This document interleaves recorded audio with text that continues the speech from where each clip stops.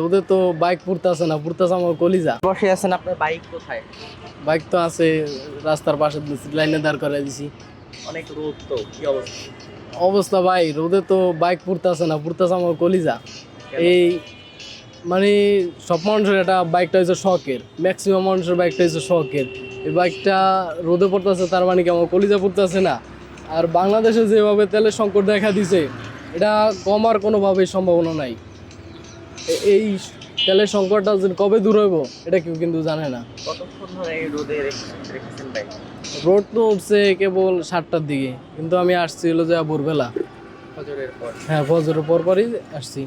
সারাদিনও যদি তেল না দেয় তাহলে এভাবে কি বাইক থাকবে এই রোদে? এটা আমাকে কিছু করার নেই, এ জায়গায় তো আর আমাকেও কিছু হাত নেই। আমাকেও ওই যদি আজকে না দেয় কালকে দেবো, কালকে না দেয় পরশু আইতে হইব, আমাকে মানে আসতে হইব, তেল তো আমাকে লাগবেই।